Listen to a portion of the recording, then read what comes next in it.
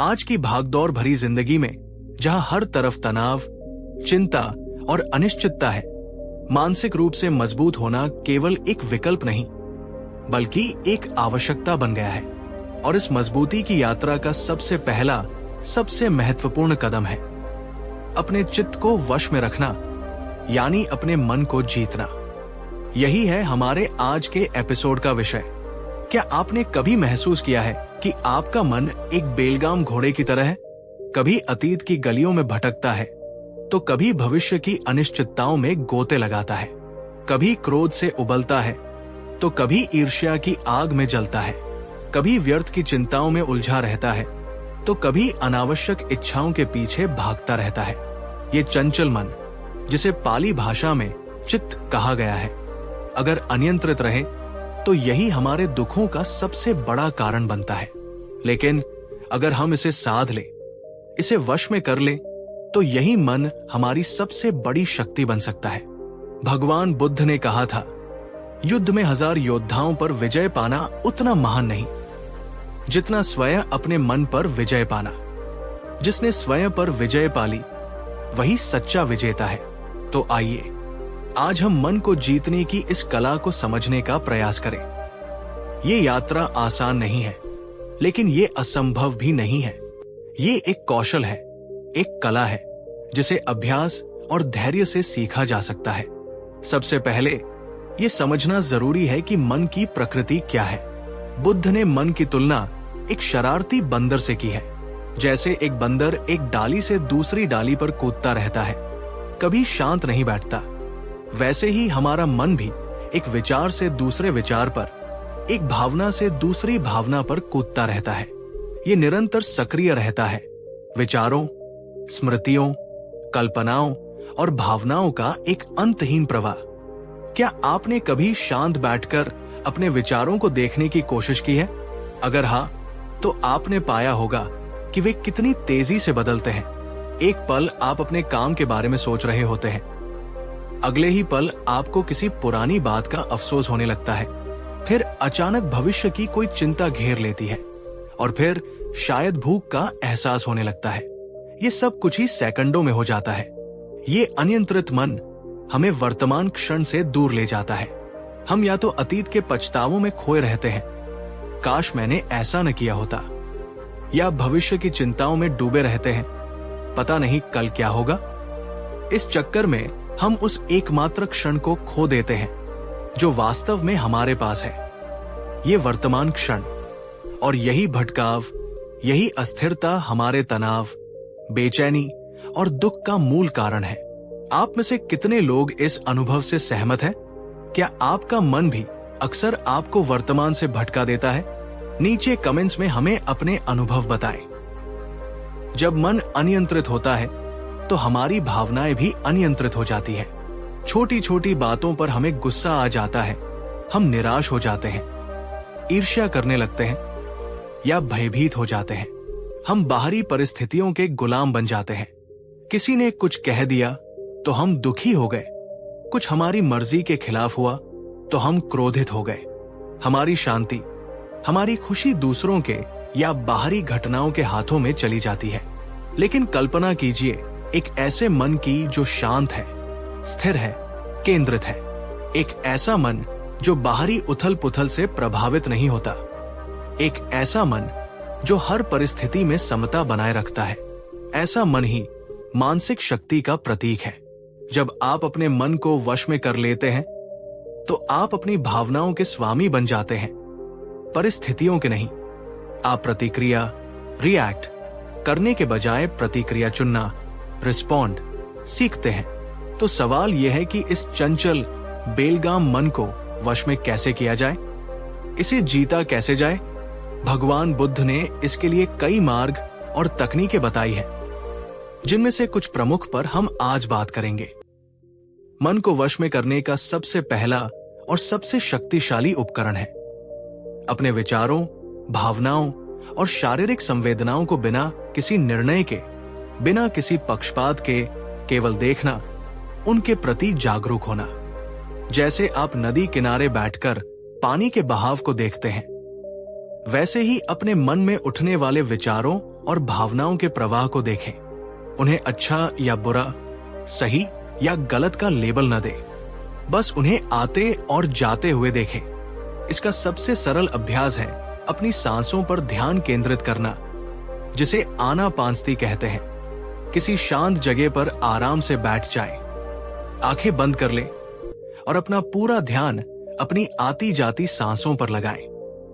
महसूस करें कि हवा कैसे नाक से अंदर जा रही है और कैसे बाहर आ रही है। जब भी आपका मन भटके, और ये निश्चित रूप से भटकेगा, तो बिना परेशान हुए, बिना खुद को कोसते हुए धीरे से अपना ध्यान वापस अपनी सांसों पर ले आएं। शुरुआत में ये मुश्किल लग सकता है, मन बार बार भागेगा, लेकिन जैसे जैसे आप अभ्यास करते जाएंगे, आप पाएंगे कि आपका मन धीरे धीरे शांत होने लगा है। विचारों के बीच का अंतराल बढ़ने लगा है। ये ठीक वैसा ही है जैसे किसी मांसपेशी को प्रशिक्षित करना। निरंतर अभ्यास से वो मजबूत होती जाती है। क्या आपने कभी सांसों पर ध्यान केंद्रित करने का अभ्यास किया है? आपका अनुभव कैसा रहा? कमेंट्स में साझा करें। सजगता केवल बैठकर ध्यान करने तक ही सीमित नहीं है। आप इसे अपने दैनिक जीवन के हर काम में ला सकते हैं। जब आप खाना खा रहे हो तो केवल खाने पर ध्यान दें, उसके स्वाद, उसकी गंध, उसकी बनावट पर। जब आप चल रहे हो तो अपने कदमों पर, अपने शरीर की गति पर ध्यान दें। जब आप किसी से बात कर रहे हो तो पूरी तरह से उस बातचीत में मौजूद रहें। ये अभ्यास आपके मन को वर्तमान क्षण में टिकाए रखने में मदद करता है और उसे भटकने से रोकता है। मन को वश में करने का दूसरा कदम है अपने विचारों की प्रकृति को समझना। विचार केवल विचार है, वे वास्तविकता नहीं है। वे मन में उठने वाली लहरों की तरह है, जो आती है और चली जाती है। समस्या तब होती है जब हम इन विचारों से चिपक जाते हैं, उन पर विश्वास कर लेते हैं और उनके आधार पर अपनी भावनाएं और प्रतिक्रियाएं तय करने लगते हैं। खासकर नकारात्मक विचार, चिंता, भय, क्रोध, आत्मालोचना, ये हमें बहुत परेशान करते हैं। सजगता के अभ्यास से आप इन विचारों को आते जाते देखना सीखते हैं।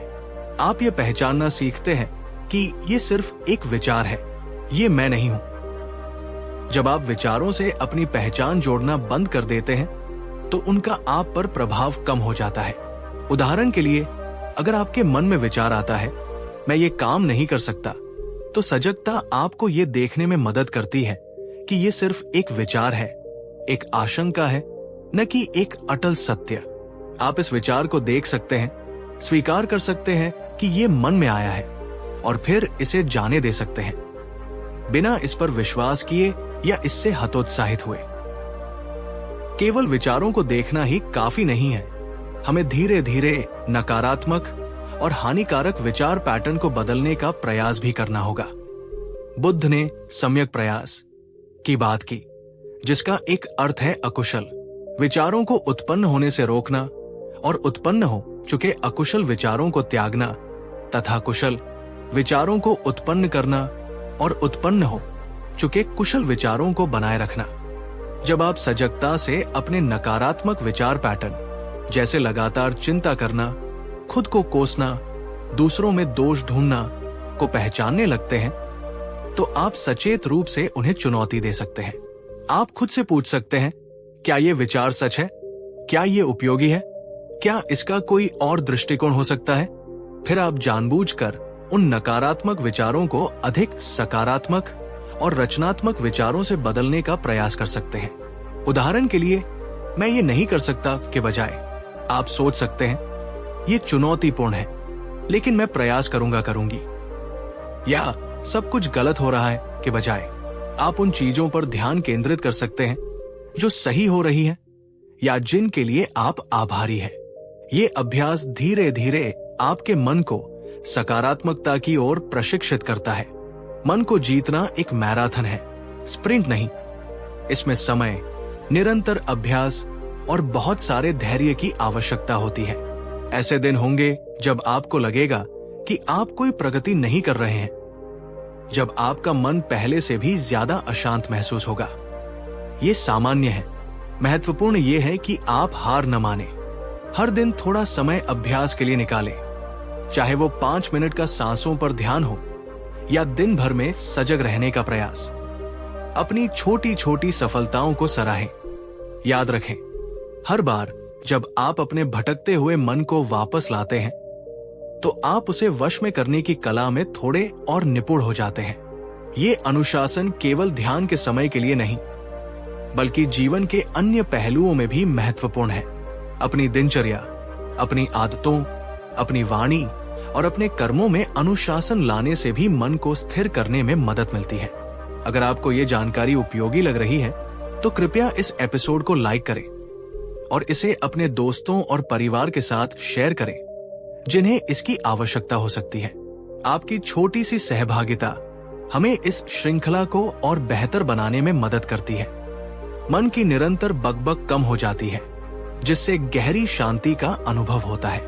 आपका ध्यान केंद्रित करने की क्षमता बढ़ती है, जिससे आप अपने काम और पढ़ाई में अधिक प्रभावी होते हैं।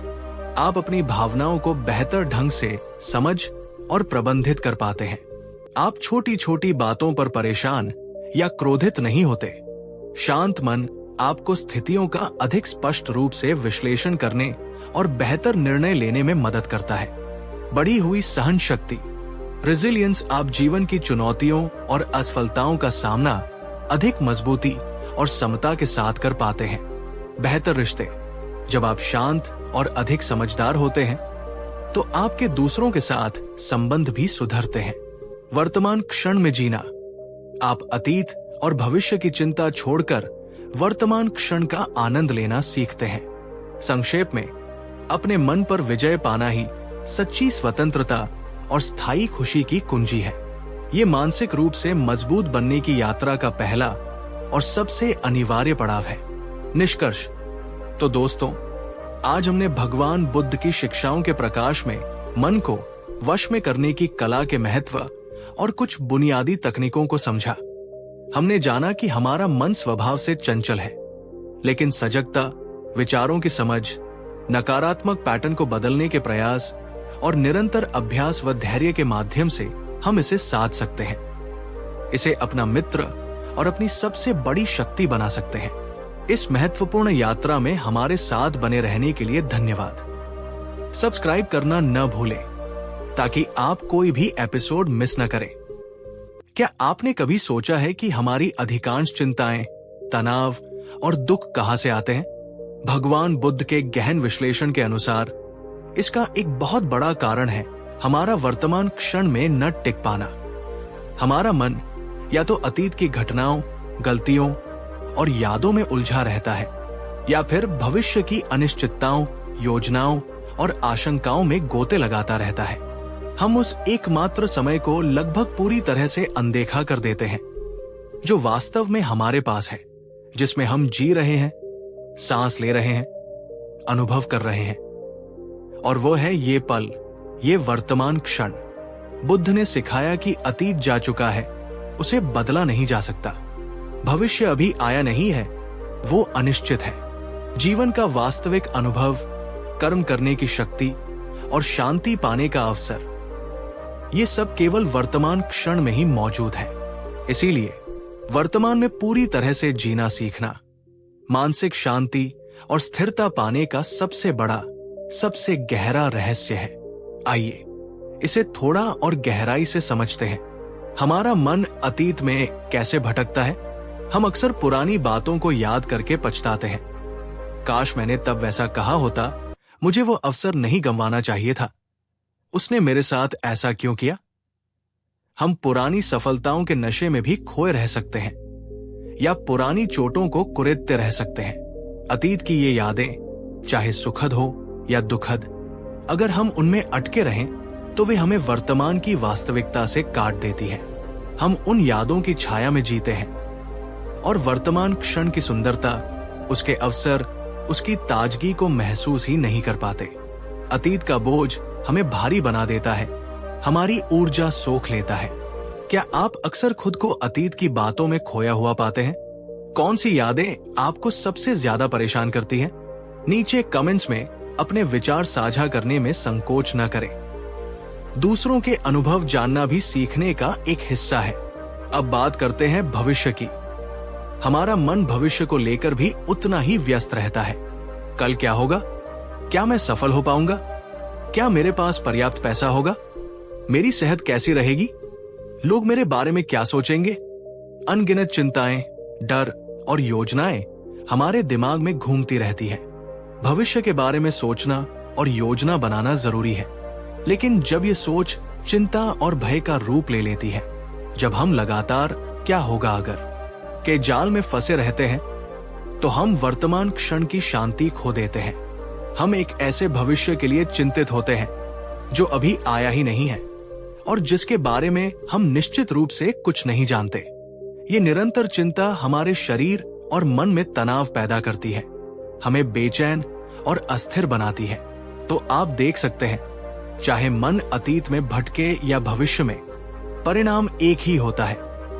हम वर्तमान क्षण से चूक जाते हैं और यही चूकना, यही अनुपस्थिति दुख का एक प्रमुख स्रोत है।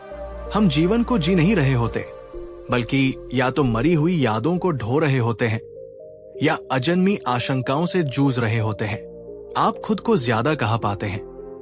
अतीत की यादों में या भविष्य की चिंताओं में, या शायद दोनों में? कमेंट करके हमें बताएं। अब सवाल उठता है कि इस भटकाव से कैसे बाहर निकलें? कैसे इस वर्तमान क्षण नामक खजाने को खोलें? इसका उत्तर छिपा है उसी अभ्यास में जिसकी चर्चा हमने पिछले एपिसोड में शुरू की थी, सजगता। सजगता का अर्थ ही है जानबूझकर, बिना किसी निर्णय के अपना ध्यान वर्तमान क्षण पर लाना। यह हमारे मन को अतीत और भविष्य की दौड़ से निकालकर उसे यहीं, अभी, इस पल में स्थिर करने का अभ्यास है।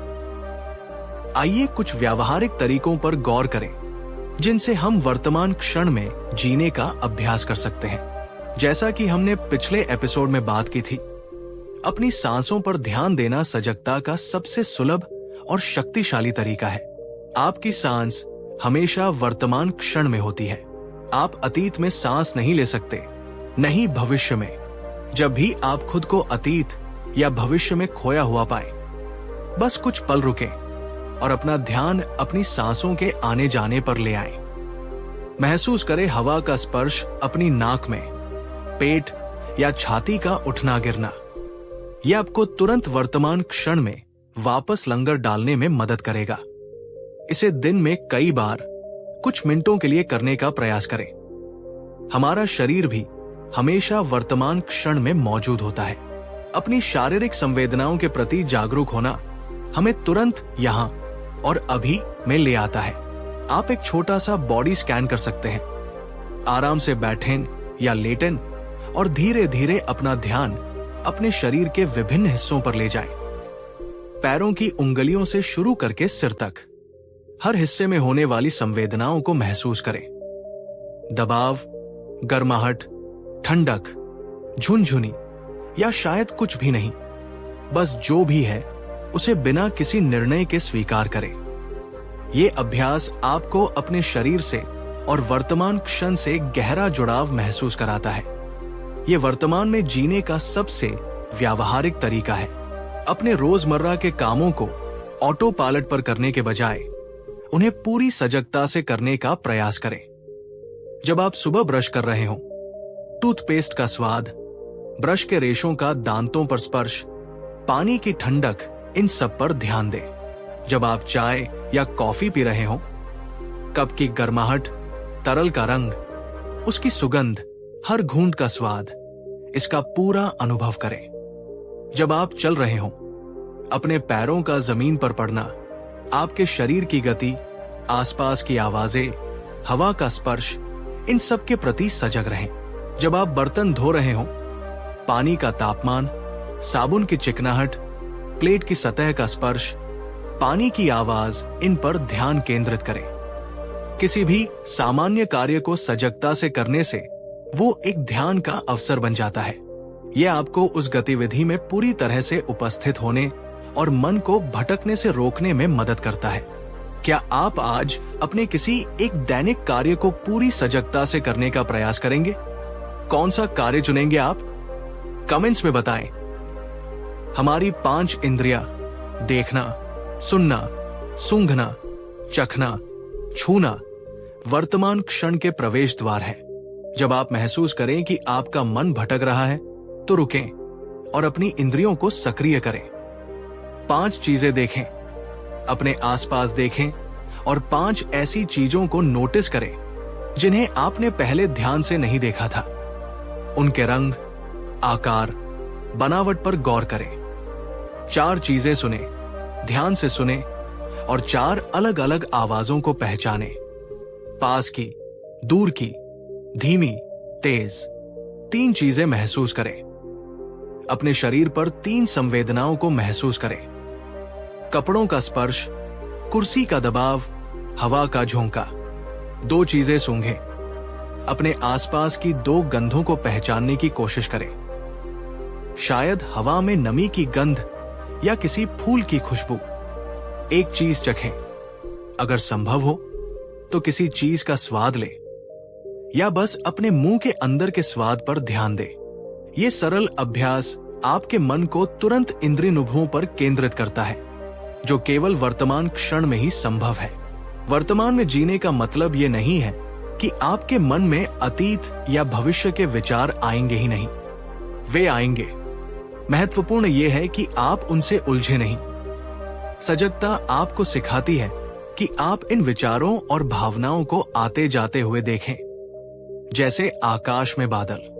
उन्हें स्वीकार करें कि वे अभी आपके मन में मौजूद हैं, लेकिन उन्हें पकड़े नहीं उनसे दूर भागे। बस उन्हें देखें और धीरे से अपना ध्यान वापस अपनी सांसों पर या अपने वर्तमान कार्य पर ले आए। ये स्वीकृति ही आपको उनसे मुक्त करती है। अगर आपको ये तकनीकें उपयोगी लग रही है और आप मानते हैं कि वर्तमान में जीना शांति ला सकता है, तो कृपया इस एपिसोड को एक लाइक दें। आपका प्रोत्साहन हमें बेहतर सामग्री बनाने के लिए प्रेरित करता है। वर्तमान में जीने को लेकर कुछ गलतफहमियां हो सकती है। क्या इसका मतलब है कि हमें अतीत से सीखना नहीं चाहिए? बिल्कुल नहीं।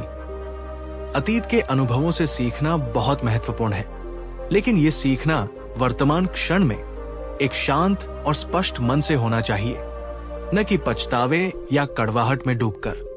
हम अतीत को देखते हैं, सबक लेते हैं और फिर उसे जाने देते हैं। क्या इसका मतलब है कि हमें भविष्य के लिए योजना नहीं बनानी चाहिए?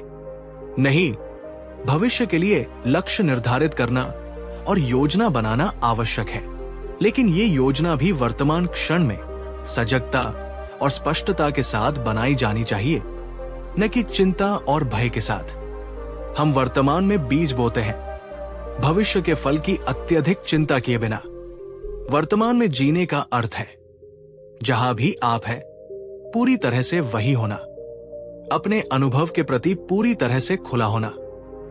जब आप वर्तमान क्षण में जीना सीख जाते हैं तो इसके अनगिनत लाभ होते हैं, जो सीधे आपकी मानसिक मजबूती से जुड़े हैं।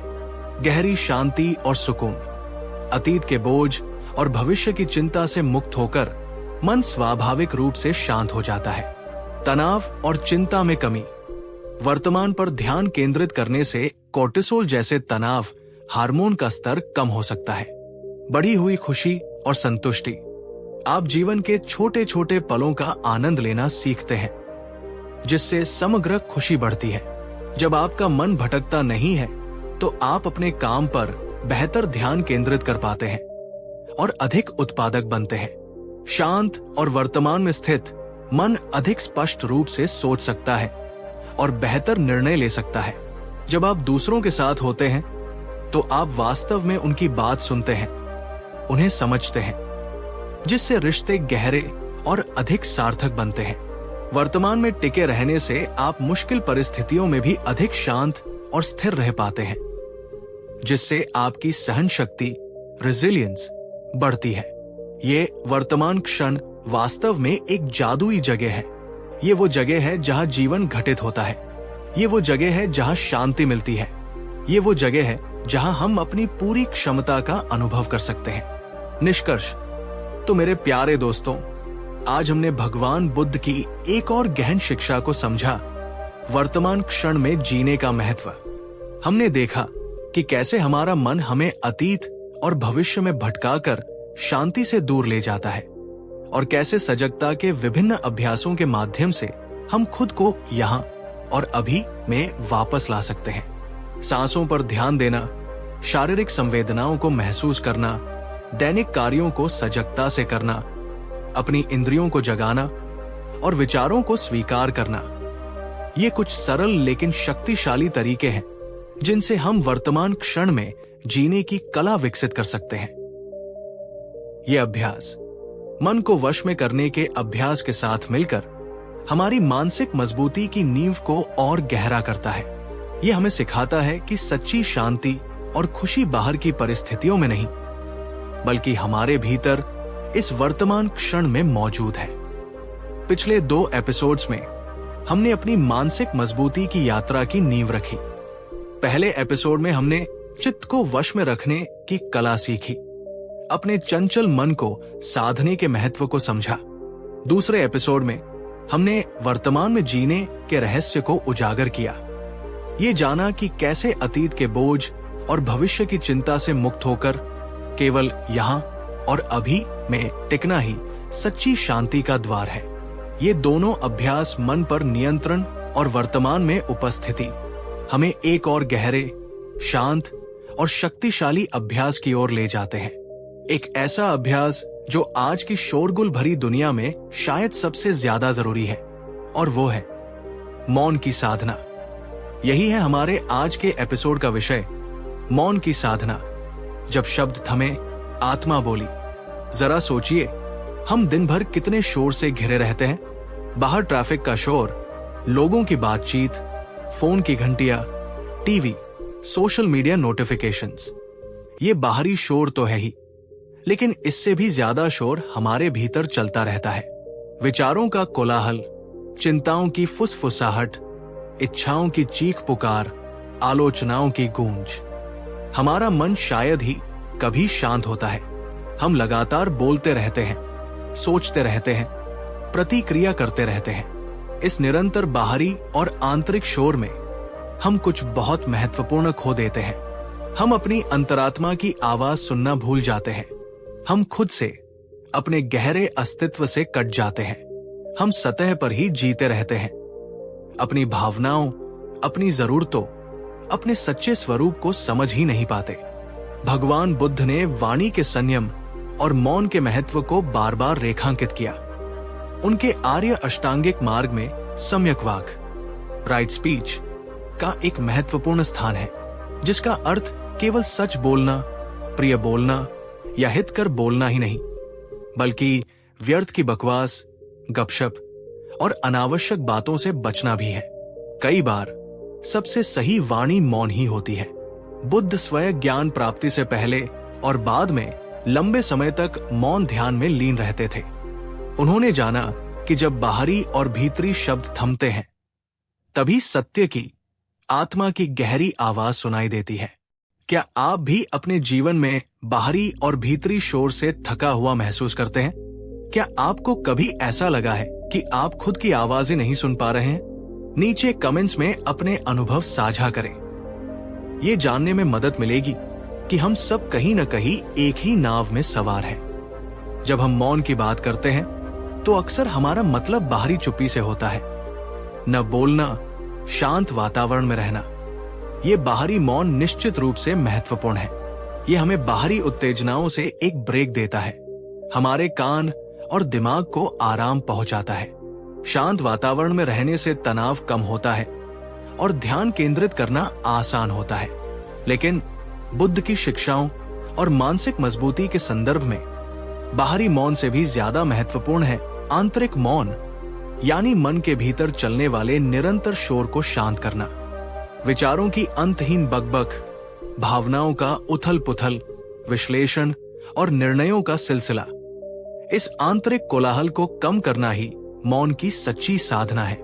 आप किसी एकदम शांत जगह पर बैठे हो सकते हैं, लेकिन अगर आपका मन विचारों के तूफान में गोते लगा रहा है, तो आप वास्तव में मौन में नहीं हैं। वहीं दूसरी ओर, आप किसी भीड़ भाड़ वाली जगह पर भी हो सकते हैं, लेकिन अगर आपका मन शांत, स्थिर और केंद्रित है, तो आप आंतरिक मौन का अनुभव कर रहे हैं। बाहरी मौन अक्सर आंतरिक मौन को साधने में मदद करता है, लेकिन असली लक्ष्य है मन की उस शांति को पाना जो बाहरी परिस्थितियों पर निर्भर न हो। जब हम सचेत रूप से बाहरी और विशेष रूप से आंतरिक मौन का अभ्यास करते हैं तो इसके गहरे और परिवर्तनकारी लाभ होते हैं जो सीधे हमारी मानसिक शक्ति को बढ़ाते हैं। आत्मचिंतन और गहरी समझ।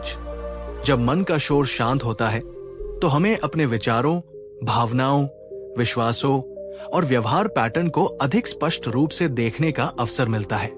हम खुद से गहरे सवाल पूछ पाते हैं, मैं वास्तव में क्या चाहता हूं? मेरी असली जरूरतें क्या हैं? मेरे डर कहां से आते हैं? ये आत्मचिंतन हमें खुद को बेहतर ढंग से समझने में मदद करता है, जो मानसिक परिपक्वता के लिए आवश्यक है। निरंतर सोचना और बोलना हमारी मानसिक ऊर्जा को खत्म कर देता है। मौन का अभ्यास हमारे दिमाग को जरूरी आराम देता है, जैसे रात की नींद हमारे शरीर को। ये तनाव हार्मोन को कम करने में मदद करता है और हमें अधिक तरोताजा और शांत महसूस कराता है। शांत मन एक साफ दर्पण की तरह होता है जिसमें चीजें स्पष्ट दिखाई देती हैं। जब विचारों का कोलाहल कम होता है तो हम समस्याओं को अधिक स्पष्ट रूप से देख पाते हैं, रचनात्मक समाधान सोच पाते हैं और अपनी सहज बुद्धि या अंतर्ज्ञान की आवाज को बेहतर ढंग से सुन पाते हैं। कई बार मुश्किल सवालों के जवाब मौन के क्षणों में ही मिलते हैं। जब हम कम बोलते हैं और अपने भीतर शांत होते हैं तो हम दूसरों को बेहतर ढंग से सुनने लगते हैं। हम केवल उनके शब्दों को ही नहीं बल्कि उनकी भावनाओं और अनकही बातों को भी समझने लगते हैं। इससे हमारी सहानुभूति बढ़ती है और हमारे रिश्ते अधिक गहरे और सार्थक बनते हैं। व्यर्थ की बातों और अनावश्यक विचारों में हमारी बहुत सी मानसिक ऊर्जा खर्च हो जाती है। मौन का अभ्यास इस ऊर्जा को बचाने में मदद करता है, जिसे हम अधिक महत्वपूर्ण कार्यों, रचनात्मकता या आत्मविकास में लगा सकते हैं। सबसे गहरा लाभ शायद यही है, जब शब्दों और विचारों का पर्दा हटता है तो हम अपने अस्तित्व के गहरे स्तर से जुड़ पाते हैं, जिसे आप अपनी आत्मा, अपना सच्चा स्वरूप या शुद्ध चेतना कह सकते हैं। ये जुड़ाव हमें एक गहरी स्थिरता, शांति और उद्देश्य की भावना प्रदान करता है, जो बाहरी परिस्थितियों से प्रभावित नहीं होती। यहीं से सच्ची मानसिक शक्ति का उदय होता है। मौन का अभ्यास हमारे ध्यान को भटकने से रोकता है और हमारी एकाग्रता की क्षमता को बढ़ाता है। ये हमें किसी एक कार्य पर लंबे समय तक टिके रहने और उसे अधिक कुशलता से करने में मदद करता है। क्या आप इन लाभों का अनुभव करना चाहेंगे? क्या आपको लगता है कि मौन आपके जीवन में सकारात्मक बदलाव ला सकता है? अगर हाँ, तो इस एपिसोड को एक लाइक जरूर दें। आपका समर्थन हमें प्रेरित करता है। मौन का अभ्यास कैसे करें? मौन की साधना का मतलब ये नहीं है कि आपको पहाड़ों पर जाकर सन्यासी बनना है। आप इसे अपने दैनिक जीवन में छोटे छोटे तरीकों से शामिल कर सकते हैं। नियत मौन समय, हर दिन कुछ समय, चाहे 5 से 10 मिनट से ही शुरू करें। केवल चुपचाप बैठने के लिए निकालें। इस दौरान बोले नहीं, कुछ पढ़े नहीं, कुछ देखें या सुने नहीं, बस शांत बैठें। आप अपनी सांसों पर ध्यान केंद्रित कर सकते हैं, जैसा हमने पिछले एपिसोड्स में सीखा, या बस अपने विचारों को बिना उलझे आते जाते देख सकते हैं। धीरे धीरे इस समय को बढ़ाएं। सजग वाणी, माइंडफुल स्पीकिंग बोलने से पहले सोचें, क्या ये कहना जरूरी है? क्या ये सच है? क्या ये दयालु है? क्या ये उपयोगी है? अनावश्यक गपशप, शिकायत या आलोचना से बचें। कम बोले, लेकिन जो बोले वो सार्थक हो। अपने फोन, कंप्यूटर और टीवी से नियमित ब्रेक लें। सोने से पहले और सुबह उठने के तुरंत बाद स्क्रीन देखने से बचें। नोटिफिकेशन बंद करें। यह बाहरी और आंतरिक दोनों तरह के शोर को कम करने में मदद करेगा। प्रकृति अक्सर शांत होती है और हमें स्वाभाविक रूप से शांत होने में मदद करती है। पार्क में टहले, किसी पेड़ के नीचे बैठें या बस खिड़की से बाहर आकाश को देखें। प्रकृति की शांति को महसूस करें। कभी कभी अपना भोजन बिना किसी बातचीत या डिस्ट्रैक्शन के पूरी तरह चुपचाप और सजगता से करने का प्रयास करें। भोजन के स्वाद, गंध और बनावट पर ध्यान दें। जब कोई आपसे बात कर रहा हो तो केवल सुनने पर ध्यान केंद्रित करें। बीच में टोकने, सलाह देने या अपनी कहानी सुनाने की इच्छा को रोकें। बस पूरी तरह से मौजूद रहें और सुनें। यदि आप गहरा अनुभव चाहते हैं तो कभी कभी कुछ दिनों के मौन ध्यान रिट्रीट में भाग लेने पर विचार कर सकते हैं। ये गहन अनुभव प्रदान करते हैं, लेकिन शुरुआत छोटे कदमों से करना ही बेहतर है। आप इनमें से कौन सा तरीका आज या इस हफ्ते आजमाना चाहेंगे? क्या आप 10 मिनट का नियत मौन समय निकालने का संकल्प ले सकते हैं? कमेंट्स में अपना इरादा बताएं। एक छोटा सा संकल्प भी बड़े बदलाव की शुरुआत हो सकता है। शुरुआत में मौन का अभ्यास असहज लग सकता है। जब बाहरी शोर बंद होता है तो आंतरिक शोर और ज्यादा सुनाई देने लगता है। बेचैनी, ऊब या दबी हुई भावनाएं सतह पर आ सकती है। ये सामान्य है। ये असहजता इस बात का संकेत है कि अभ्यास काम कर रहा है। यह आपको उन चीजों का सामना करने का अवसर दे रहा है जिनसे आप आमतौर पर शोर या व्यस्तता के माध्यम से बचते हैं। धैर्य रखें। असहजता के साथ बैठना सीखें। धीरे धीरे जैसे जैसे आप अभ्यास जारी रखेंगे, आंतरिक शोर कम होने लगेगा और शांति गहरी होने लगेगी। आप देख सकते हैं कि मौन की साधना हमारे पिछले 2 एपिसोड्स के विषयों से कितनी गहराई से जुड़ी हुई है। मौन का अभ्यास, विशेष रूप से आंतरिक मौन, सीधे तौर पर मन को वश में करने का अभ्यास है। ये हमें विचारों की बकबक को शांत करना सिखाता है। वर्तमान में जीना। जब हम शांत होते हैं तो हम अतीत की यादों और भविष्य की चिंताओं से कम विचलित होते हैं।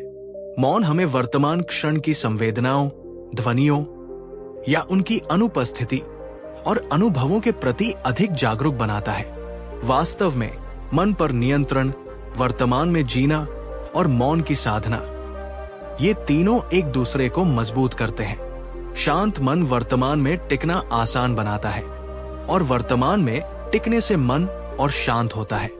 मौन इन दोनों के लिए एक उपजाऊ भूमि तैयार करता है। निष्कर्ष।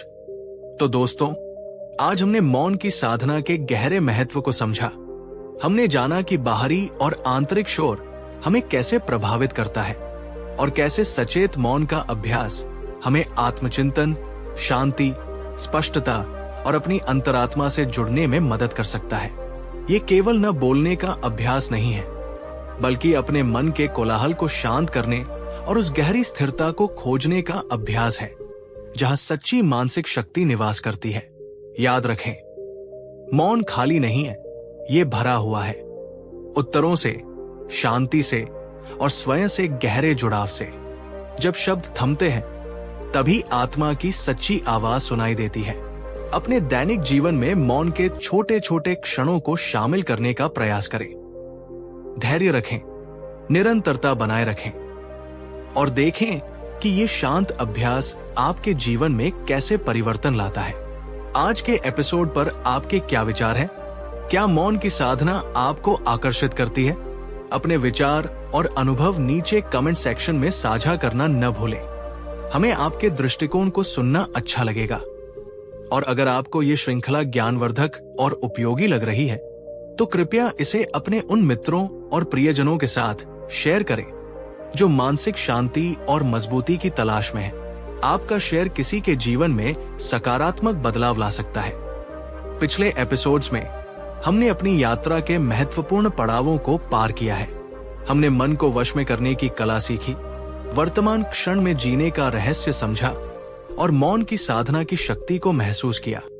ये तीनों अभ्यास मन पर नियंत्रण, वर्तमान में उपस्थिति और आंतरिक शांति हमें मानसिक रूप से मजबूत बनाने की दिशा में ले जाते हैं। लेकिन बुद्ध की शिक्षाओं के अनुसार हमारे दुखों का एक और गहरा और शायद सबसे शक्तिशाली कारण है जिससे मुक्त हुए बिना सच्ची शांति और मानसिक स्थिरता पाना लगभग असंभव है। ये कारण है मोह या आसक्ति।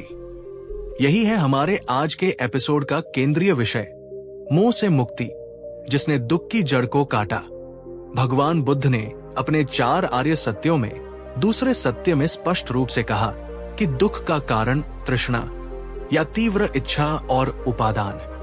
यानी आसक्ति या मोह है। हम चीजों से, लोगों से, विचारों से, यहां तक कि खुद अपने मैं के भाव से भी बुरी तरह चिपक जाते हैं, उन पर निर्भर हो जाते हैं। हम सोचते हैं कि ये चीजें या लोग हमें स्थायी खुशी या सुरक्षा देंगे, लेकिन जीवन का सत्य है अनित्यता। सब कुछ बदल रहा है हर पल, और जब हम किसी बदलती हुई चीज से स्थायी सुख की उम्मीद लगाकर उससे चिपकते हैं, तो उसका बदलना या खो जाना हमें अनिवार्य रूप से दुख देता है। इसीलिए बुद्ध ने कहा कि मोह या आसक्ति ही दुख की असली जड़ है, और इस जड़ को काटे बिना दुख के पेड़ को पूरी तरह से उखाड़ा नहीं जा सकता। मानसिक मजबूती का अर्थ केवल तूफानों का सामना करना नहीं है, बल्कि उन कारणों को समझना और उनसे मुक्त होना भी है जो इन तूफानों को जन्म देते हैं। क्या आपने कभी महसूस किया है कि किसी चीज या व्यक्ति के खोने का डर आपको कितना परेशान करता है, या किसी चीज को पाने की तीव्र इच्छा आपको कितनी बेचैन कर देती है? ये मोह या आसक्ति का ही खेल है। नीचे कमेंट्स में बताएं कि आपके जीवन में मोह का सबसे बड़ा रूप क्या है। क्या ये चीजों से है, रिश्तों से, या अपने विचारों से? आपके अनुभव साझा करना हम सबके लिए सीखने का अवसर है। इसे ठीक से समझना बहुत जरूरी है। आसक्ति का मतलब है किसी चीज, व्यक्ति, विचार या अनुभव से बुरी तरह चिपक जाना, उस पर अपनी खुशी, सुरक्षा या पहचान के लिए निर्भर हो जाना। ये एक तरह का मानसिक पकड़ना या जकड़ना है। हम उस चीज या व्यक्ति के बिना अपने अस्तित्व की कल्पना नहीं कर पाते। हम चाहते हैं कि वो हमेशा वैसा ही रहे जैसा हम चाहते हैं, हमेशा हमारे पास रहे। ये आसक्ति अक्सर तृष्णा या तीव्र इच्छा से पैदा होती है। हमें सुखद अनुभव चाहिए, हम दर्द से बचना चाहते हैं। जब हमें कोई चीज या व्यक्ति सुख देता है तो हम उसे पकड़ लेना चाहते हैं, उसे स्थायी बनाना चाहते हैं। हमें डर लगता है कि अगर वो चला गया तो हमारा सुख भी चला जाएगा। ये डर हमें और ज्यादा कसकर पकड़ने पर मजबूर करता है। यहाँ एक बहुत महत्वपूर्ण बात समझनी है। मोह या आसक्ति का मतलब प्रेम, करुणा या देखभाल का अभाव नहीं है। अक्सर लोग सोचते हैं कि अनासक्त होने का मतलब है उदासीन, ठंडा या पत्थर दिल हो जाना। ऐसा बिल्कुल नहीं है। प्रेम और करुणा का अर्थ है दूसरों का भला चाहना, उनकी खुशी में खुश होना, उनके दुख में सहानुभूति रखना, बिना ये चाहे कि वे हमारे नियंत्रण में रहें या हमारी अपेक्षाओं के अनुसार चले। प्रेम मुक्त करता है। मोह या आसक्ति का अर्थ है दूसरों को या चीजों को अपने लिए चाहना, अपनी जरूरतों और इच्छाओं की पूर्ति के लिए उन पर निर्भर होना। मोह बांधता है। आप किसी से गहरा प्रेम कर सकते हैं, उसकी परवाह कर सकते हैं, और फिर भी उसके प्रति अनासक्त रह सकते हैं। इसका मतलब है कि आप उसकी स्वतंत्रता का सम्मान करते हैं, उसे बदलने और विकसित होने की अनुमति देते हैं, और ये स्वीकार करते हैं कि वो हमेशा आपके साथ नहीं रह सकता या आपकी हर उम्मीद पूरी नहीं कर सकता। आप उसके साथ बिताए समय का आनंद लेते हैं, लेकिन आपकी खुशी पूरी तरह से उस पर निर्भर नहीं होती। हम कई तरह की चीजों से मोह पाल लेते हैं। वस्तुओं और सुख सुविधाओं से मोह ये सबसे आम है। हमारा घर, गाड़ी, कपड़े, गैजेट्स, पैसा, हम इन चीजों से अपनी पहचान जोड़ लेते हैं। हमें लगता है कि ये चीजें हमें खुशी और सुरक्षा देती हैं। इन्हें खोने का डर हमें सताता है। हम लगातार और ज्यादा पाने की दौड़ में लगे रहते हैं, कभी संतुष्ट नहीं होते। लोगों और रिश्तों से मोह, हम अपने परिवार, दोस्तों, पार्टनर से प्यार करते हैं, जो स्वाभाविक है। लेकिन जब ये प्यार मोह में बदल जाता है तो हम पजेसिव हो जाते हैं, उन पर निर्भर हो जाते हैं, उनकी आलोचना या दूरी बर्दाश्त नहीं कर पाते। हम चाहते हैं कि वे हमेशा हमारे हिसाब से चले। ये मोह रिश्तों में तनाव और दुख पैदा करता है। हम अपने राजनीतिक विचारों, धार्मिक विश्वासों या जीवन के बारे में अपनी राय से बहुत ज्यादा चिपक जाते हैं। हमें लगता है कि हम सही हैं और दूसरे गलत हैं। हम अपने विचारों पर किसी भी तरह की चुनौती बर्दाश्त नहीं कर पाते। ये मोह हमें कट्टर, असहिष्णु बनाता है और दूसरों के साथ संवाद के दरवाजे बंद कर देता है। आत्मछवि और मैं से मोह, उदास स्माइली, ये शायद सबसे सूक्ष्म और सबसे गहरा मोह है। हम अपनी एक खास छवि, मैं बुद्धिमान हूं, मैं सफल हूं, मैं अच्छा हूं, मैं पीड़ित हूं, से चिपक जाते हैं। हम अपनी प्रतिष्ठा, दूसरों की नजर में अपनी अहमियत और अपने मैं के इस विचार को बचाने के लिए कुछ भी करने को तैयार रहते हैं। जब इस छवि पर कोई आंच आती है तो हमें बहुत दुख होता है।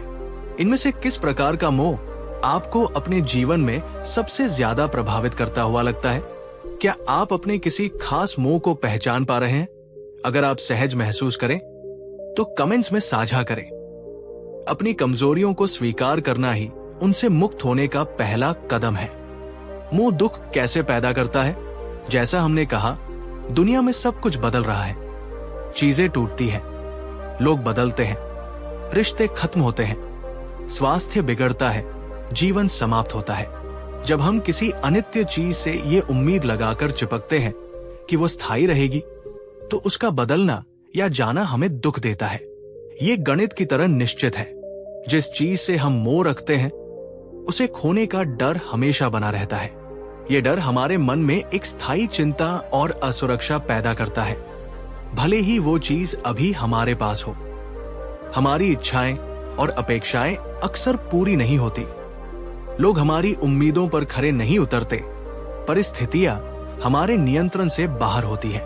जब हम परिणामों से बहुत ज्यादा जुड़े होते हैं, तो अपेक्षा पूरी न होने पर हमें गहरी निराशा और हताशा होती है। मोह हमें बांधता है। हमारी खुशी बाहरी चीजों और लोगों पर निर्भर हो जाती है। हम अपनी आंतरिक स्वतंत्रता खो देते हैं और परिस्थितियों के गुलाम बन जाते हैं। अपने विचारों या हितों से मोह हमें दूसरों के साथ संघर्ष में डालता है। रिश्तों में मोह तनाव और गलतफहमियां पैदा करता है। तो इस दुख की जड़, इस मोह को कैसे काटा जाए? इसका उपाय है अनासक्ति या वैराग्य का अभ्यास। फिर से याद दिला दूं, इसका मतलब उदासीनता या प्रेम का अभाव नहीं है, बल्कि चीजों, लोगों और विचारों से चिपकने की आदत को छोड़ना है। ये एक मानसिक कौशल है जिसे विकसित किया जा सकता है। सजगता और पहचान। सबसे पहला कदम है अपने मोह को पहचानना। सजगता का अभ्यास यहां फिर से काम आता है। ध्यान दें कि कब आपके मन में किसी चीज या व्यक्ति के प्रति चिपकाव या पकड़ने का भाव उठता है। उस भावना को महसूस करें, उसे स्वीकार करें, लेकिन उसमें बहे नहीं। देखें कि ये मोह आपको कैसा महसूस कराता है। क्या ये डर, चिंता या असुरक्षा लाता है? नियमित रूप से हर चीज की बदलती प्रकृति पर विचार करें। अपनी पसंदीदा चीजों को देखें और सोचें कि वे हमेशा ऐसी नहीं रहेंगी। अपने रिश्तों के बारे में सोचें और स्वीकार करें कि वे बदल सकते हैं। अपने शरीर और स्वास्थ्य के बारे में सोचें और समझें कि ये भी नश्वर है। ये चिंतन डरावना लग सकता है, लेकिन वास्तव में ये हमें वास्तविकता के करीब लाता है और मोह की पकड़ को ढीला करता है। जीवन में बदलाव, हानि और अनिश्चितता को स्वीकार करना सीखें। जो है, जैसा है, उसे स्वीकार करने का अभ्यास करें, भले ही वो आपको पसंद ना हो। प्रतिरोध और इनकार ही दुख को बढ़ाते हैं। स्वीकृति शांति लाती है। अपनी चीजों को दूसरों के साथ साझा करना, जरूरतमंदों को दान देना, मोह और संग्रह करने की प्रवृत्ति को कम करने का एक शक्तिशाली तरीका है। जब हम देते हैं तो हम चीजों पर अपनी पकड़ ढीली करते हैं। दूसरों से और खुद से अवास्तविक अपेक्षाएं रखना छोड़ें। लोगों को वैसे ही स्वीकार करें जैसे वे हैं। परिणामों से अपनी खुशी को न जोड़ें। अपना सर्वश्रेष्ठ प्रयास करें, लेकिन परिणाम को स्वीकार करने के लिए तैयार रहें। जो आपके पास है उसके लिए आभारी होना सीखें, बजाय इसके कि जो नहीं है उसके पीछे भागते रहें। संतोष का भाव इच्छाओं और मोह को शांत करता है। विचार करें कि ये मैं जिसे आप इतना महत्व देते हैं, वास्तव में क्या है? क्या ये स्थायी है? क्या आपकी पहचान केवल आपकी चीजों, आपकी उपलब्धियों या आपकी राय पर आधारित है? इस तरह का आत्मचिंतन अहंकार के मोह को कम करने में मदद करता है। छोटी छोटी चीजों से शुरुआत करें। उन पुरानी चीजों को जाने दें जिनका आप उपयोग नहीं करते। छोटी मोटी निराशाओं या अपमानों को मन में न रखें। धीरे धीरे आप बड़ी चीजों और गहरे मोह को जाने देने में सक्षम होते जाएंगे। ये अनासक्ति का अभ्यास आपको कैसा लग रहा है? क्या ये मुश्किल लगता है या मुक्तिदायक? अगर आपको लगता है कि ये अभ्यास मानसिक शांति और मजबूती ला सकता है, तो कृपया इस एपिसोड को लाइक करें। आपकी प्रतिक्रिया हमें ये जानने में मदद करती है कि कौन से विषय आपके साथ सबसे ज्यादा जुड़ते हैं।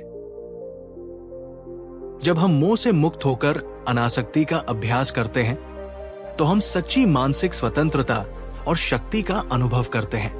हमारी खुशी बाहरी परिस्थितियों पर कम निर्भर होती है, जिससे मन अधिक शांत और स्थिर रहता है।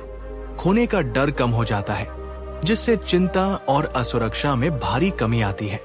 हम जीवन के उतार चढ़ाव, हानि और बदलावों का सामना अधिक समता और साहस के साथ कर पाते हैं। हम लोगों से बिना शर्त प्यार कर पाते हैं, बिना पजेसिव हुए या उन पर निर्भर हुए।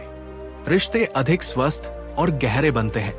भावनात्मक उथल पुथल कम होने से हम अधिक स्पष्ट रूप से सोच पाते हैं और बेहतर निर्णय ले पाते हैं। जब हम भविष्य में कुछ पाने या अतीत में कुछ खोने के मोह से मुक्त होते हैं, तो हम वर्तमान क्षण का पूरी तरह से आनंद ले पाते हैं। जब हम चीजों और खुद से कम जुड़े होते हैं, तो हम दूसरों के प्रति अधिक उदार और करुणामय हो पाते हैं। अनासक्ति का मतलब जीवन से भागना नहीं है, बल्कि जीवन को पूरी तरह से बिना किसी डर या चिपकाव के जीना है। ये हमें हल्का, मुक्त और वास्तव में शक्तिशाली बनाता है। निष्कर्ष, तो मेरे प्रिय साथियों, आज हमने बुद्ध की एक अत्यंत गहन और परिवर्तनकारी शिक्षा को समझा।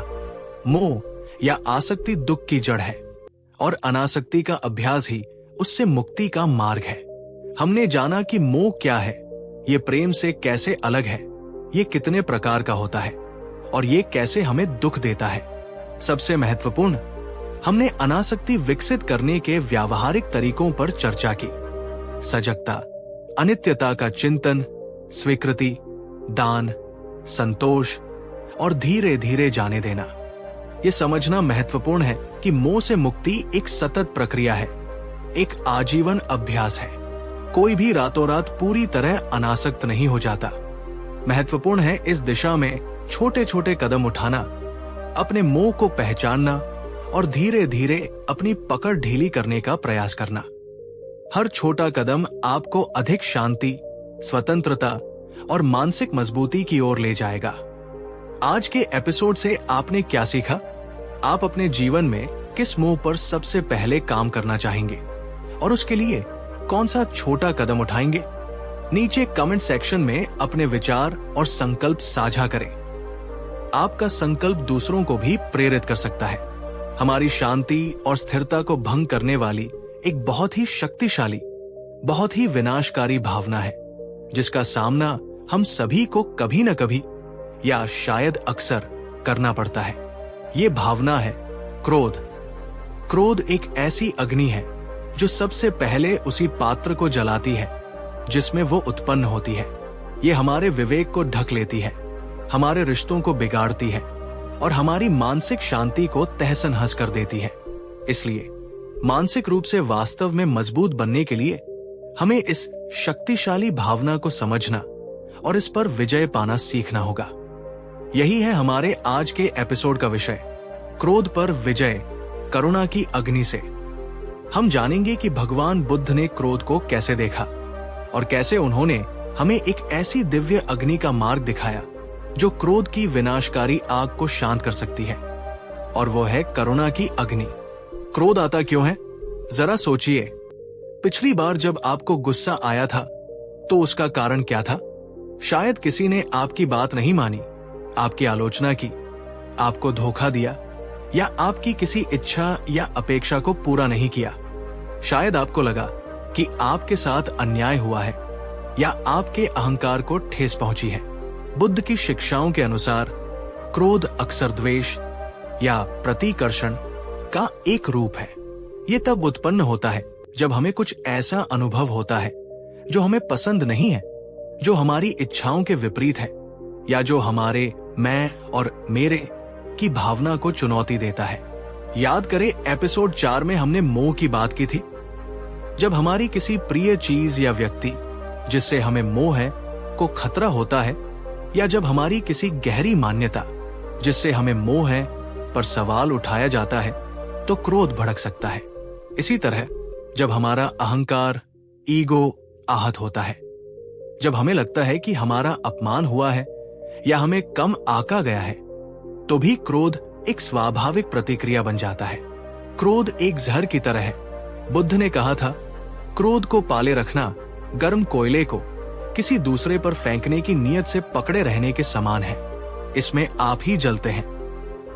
ये न केवल हमारी मानसिक शांति छीन लेता है, बल्कि इसके गंभीर परिणाम होते हैं। क्रोध मन में उथल पुथल मचा देता है, स्पष्ट रूप से सोचने की क्षमता छीन लेता है। क्रोध से तनाव हार्मोन बढ़ते हैं, ब्लड प्रेशर बढ़ता है, हृदय रोग और अन्य स्वास्थ्य समस्याएं हो सकती हैं। क्रोध में हम ऐसी बातें कह जाते हैं या ऐसे काम कर जाते हैं जिनका हमें बाद में पछतावा होता है। ये रिश्तों में कड़वाहट और दूरी पैदा करता है।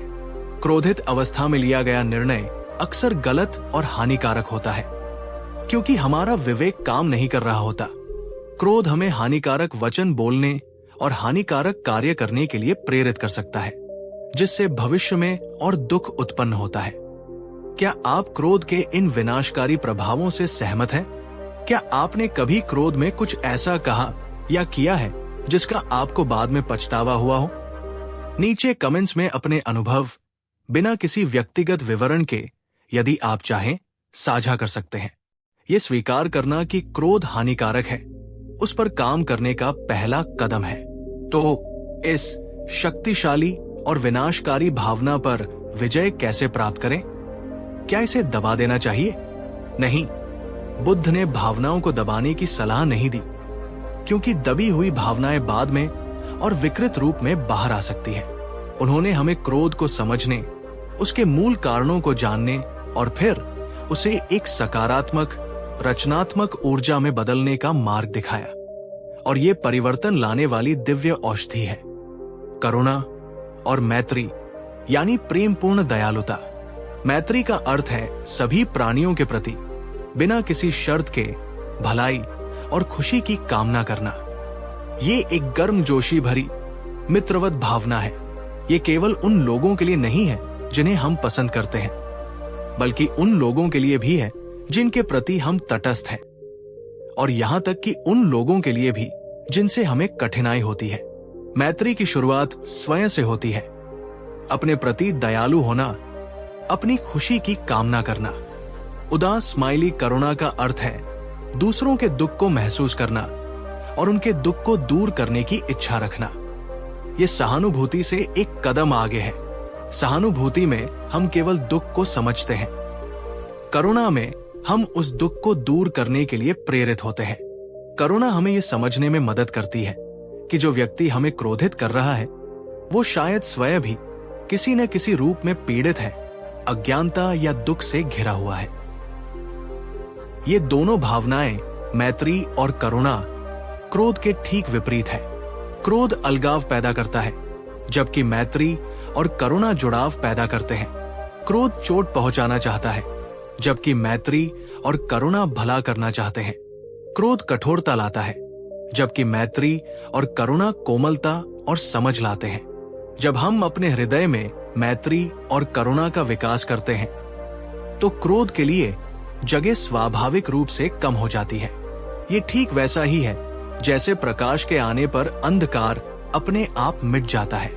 करुणा की अग्नि क्रोध की विनाशकारी अग्नि को शांत कर देती है, उसे रूपांतरित कर देती है। क्या आपको लगता है कि जिस व्यक्ति पर आपको गुस्सा आ रहा है उसके प्रति करुणा महसूस करना संभव है? ये विचार आपको कैसा लगता है? मुश्किल, असंभव या शायद मुक्तिदायक? अपने शुरुआती विचार कमेंट्स में बताएं। ये केवल सैद्धांतिक बातें नहीं हैं। बुद्ध ने हमें इन गुणों को विकसित करने और क्रोध को प्रबंधित करने के लिए ठोस तकनीकें दी है। पहला कदम, जब क्रोध उठे तो सबसे पहला और सबसे महत्वपूर्ण कदम है उसे पहचानना। अपनी शारीरिक संवेदनाओं पर ध्यान दें। क्या आपकी मुट्ठियां भिंच रही हैं? क्या आपका चेहरा गर्म हो रहा है? क्या आपकी सांसें तेज हो गई है? अपने मन में उठने वाले विचारों को देखें। उसने ऐसा कैसे कह दिया? ये अन्याय है। क्रोध को महसूस करें, लेकिन उस पर तुरंत प्रतिक्रिया न करें। बस उसे देखें। ये सजगता आपको क्रोध और आपकी प्रतिक्रिया के बीच एक ठहराव देती है। यही ठहराव आपको विवेकपूर्ण ढंग से प्रतिक्रिया चुनने का अवसर देता है। उस ठहराव के क्षण में या बाद में जब आप शांत हो तो जांच करें कि क्रोध वास्तव में क्यों आया। क्या ये आपके आहत अहंकार के कारण था? क्या आपकी कोई अपेक्षा पूरी नहीं हुई? क्या आपको डर लगा? क्या कोई पुरानी चोट ताजा हो गई? क्रोध के असली कारण को समझने से उसकी शक्ति कम हो जाती है। आप देख पाते हैं कि ये अक्सर बाहरी घटना से ज्यादा आपकी आंतरिक स्थिति और व्याख्याओं का परिणाम होता है। ये क्रोध को जड़ से मिटाने का एक शक्तिशाली अभ्यास है। इसमें आप व्यवस्थित रूप से मैत्री या शुभ कामनाओं को भेजते हैं। शांत बैठें और अपने लिए दोहराएं, मैं सुखी रहूं, मैं स्वस्थ रहूं, मैं सुरक्षित रहूं, मैं शांत रहूं। इसे तब तक दोहराएं जब तक आप अपने प्रति गर्मजोशी महसूस न करने लगे। किसी ऐसे व्यक्ति के बारे में सोचें जिसे आप बहुत प्यार करते हैं। उसके लिए दोहराएं, तुम सुखी रहो, तुम स्वस्थ रहो, तुम सुरक्षित रहो, तुम शांत रहो।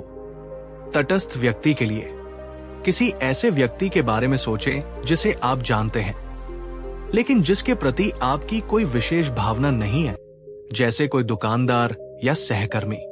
उसके लिए भी यही शुभकामनाएं दोहराएं। अब किसी ऐसे व्यक्ति के बारे में सोचें जिससे आपको कठिनाई होती है या जिस पर आपको गुस्सा आता है। यह सबसे चुनौतीपूर्ण कदम है। शुरुआत में शायद आप केवल इतना ही कह पाए, मैं तुम्हारे प्रति शत्रुता न रखूं। धीरे धीरे अभ्यास के साथ आप उसके लिए भी शुभकामना कर सकते हैं, तुम दुख से मुक्त रहो, तुम सुखी रहो। याद रखें, ये उसकी गलतियों को सही ठहराना नहीं है, बल्कि अपने मन को क्रोध के जहर से मुक्त करना है। अंत में अपनी मैत्री की भावना को सभी दिशाओं में, सभी जीवित प्राणियों तक फैलाएं। मनुष्य, पशु, पक्षी, ज्ञात, अज्ञात, सभी प्राणी सुखी रहें, सभी प्राणी दुख से मुक्त रहें। नियमित रूप से मैत्री भावना का अभ्यास आपके हृदय को खोलता है और क्रोध की प्रवृत्ति को कम करता है। इसमें आप दूसरों के दुख पर ध्यान केंद्रित करते हैं और उनके दुख के अंत की कामना करते हैं। विशेष रूप से उस व्यक्ति के दुख के बारे में सोचें जिसने आपको क्रोधित किया है। विचार करें कि शायद वो व्यक्ति अज्ञानता, भय, असुरक्षा या अपने स्वयं के दुख के कारण ऐसा व्यवहार कर रहा है। समझे कि क्रोधित या हानिकारक व्यवहार करने वाले लोग अक्सर स्वयं गहरे दुख में होते हैं। जब आप उनके दुख को समझने लगते हैं तो क्रोध की जगह करुणा लेने लगती है। आप उनके लिए कामना कर सकते हैं, तुम दुख से मुक्त हो जाओ। स्थिति को उस व्यक्ति के नजरिए से देखने का प्रयास करें जिसने आपको गुस्सा दिलाया। उसकी क्या मजबूरियां हो सकती है? उसके इरादे क्या हो सकते हैं? क्या कोई गलतफहमी हुई है? अक्सर दूसरे का दृष्टिकोण समझने से हमारा गुस्सा कम हो जाता है। याद रखें कि ये स्थिति, ये भावना, ये व्यक्ति, सब कुछ अनित्य है, बदल रहा है। क्रोध को पकड़कर रखना व्यर्थ है, क्योंकि जिस कारण से क्रोध आया है वो भी स्थायी नहीं है। यदि आपको अपनी भावनाओं को व्यक्त करने की आवश्यकता है तो बुद्धिमानी से करें। दोषारोपण या आक्रामक भाषा के बजाय अपनी भावनाओं को शांति से और स्पष्ट रूप से व्यक्त करें। जैसे, जब ऐसा हुआ तो मुझे दुख हुआ, बजाय तुमने मुझे दुख दिया। धैर्य विकसित करना क्रोध पर विजय पाने के लिए महत्वपूर्ण है। समझे कि हर चीज तुरंत ठीक नहीं हो सकती। प्रतिक्रिया करने से पहले रुकने और सोचने का अभ्यास करें। धैर्य एक महान शक्ति है। इन अभ्यासों में से मैत्री भावना या करुणा भावना का विचार आपको कैसा लग रहा है? क्या आप इसे आजमाने को तैयार हैं? अगर हाँ, तो इस एपिसोड को एक लाइक करके हमें बताएं। आपका उत्साह हमें ये समझने में मदद करता है कि आप इन अभ्यासों को अपनाने के लिए कितने उत्सुक हैं। Happy smiley. अक्सर लोग सोचते हैं कि करुणा दिखाना कमजोरी की निशानी है। उन्हें लगता है कि गुस्सा दिखाना ताकतवर होने का सबूत है, लेकिन बुद्ध की शिक्षाओं के अनुसार सच्चाई इसके ठीक विपरीत है। क्रोध में बच जाना आसान है, ये एक अनियंत्रित प्रतिक्रिया है, लेकिन क्रोध के क्षण में रुकना, समझना और करुणा का चुनाव करना, इसके लिए बहुत अधिक आंतरिक शक्ति, साहस और आत्मनियंत्रण की आवश्यकता होती है। करुणा हमें कमजोर नहीं, बल्कि अधिक मानवीय, अधिक समझदार और वास्तव में अधिक शक्तिशाली बनाती है। ये हमें विनाश के बजाय उपचार और जुड़ाव का मार्ग चुनने की शक्ति देती है। जब आप करुणा का अभ्यास करते हैं तो आप न केवल दूसरों को लाभ पहुंचाते हैं, बल्कि सबसे ज्यादा खुद को लाभ पहुंचाते हैं। आप अपने मन को क्रोध के जहर से मुक्त करते हैं, अपनी आंतरिक शांति को पुनः प्राप्त करते हैं और अपनी मानसिक स्थिरता को मजबूत करते हैं। निष्कर्ष।